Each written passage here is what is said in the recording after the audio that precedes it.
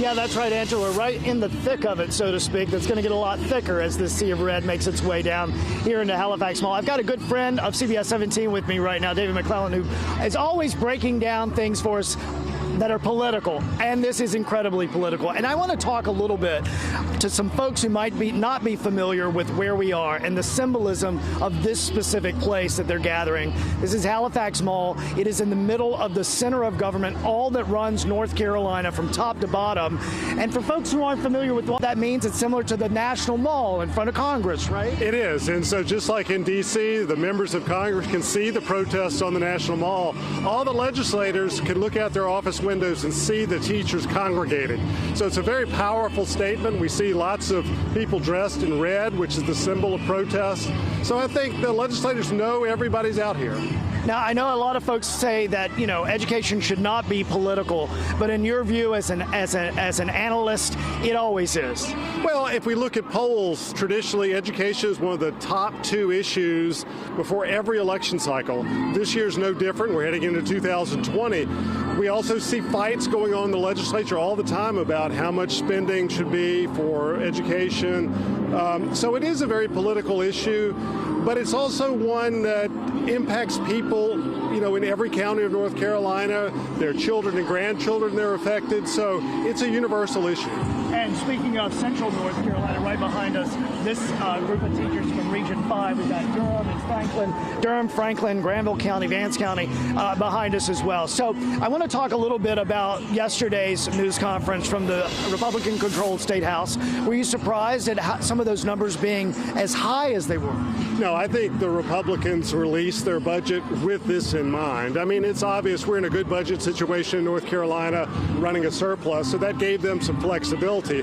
But they addressed many of the issues in their budget release yesterday that the teachers want on their legislative agenda. But I really think that it's beyond just simply those items. I mean, what teachers want is, you know, as much symbolism as it is substance. And so they're looking ahead to the 2020 election cycle and saying, you know, we might want to replace a number of legislators like they did in 2018. So, you know, the Republicans were smart in trying to address issues like teacher pay and increased pay for master's degrees, but I don't think it's only about that.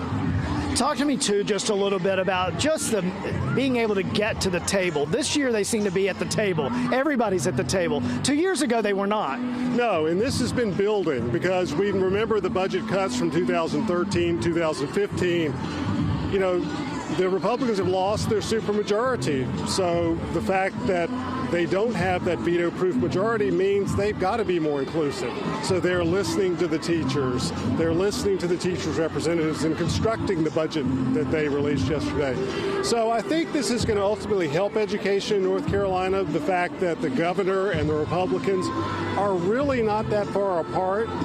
But again, you know, while we'll see almost 20,000 people here today, you know, it's more than simply, are we making progress? It's, you know, they're looking for more of a wholesale change in how public education is seen in North Carolina, not necessarily, you know, are teachers getting a 4 to 5% increase next year.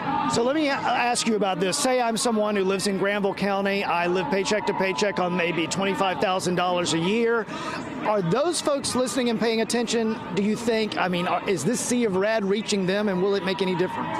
Well, because people have children and grandchildren in the public school system, they know teachers, it does. But again, one of the issues you raise is an important one.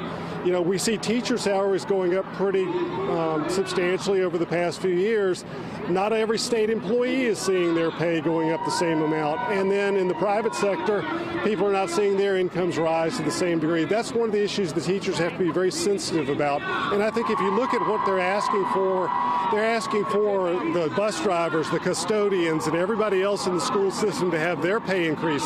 So it's not just teacher focused. Well, and the last thing I will bring up too on that same level, travel is the fact that most of us, including me, will not have health insurance when we retire, right? So when you say it's a touchy issue, it truly is. It is, and that's what teachers have to be very careful about. They can't be seen by that person who doesn't have health care, retirement, insurance, or may not see their income go up.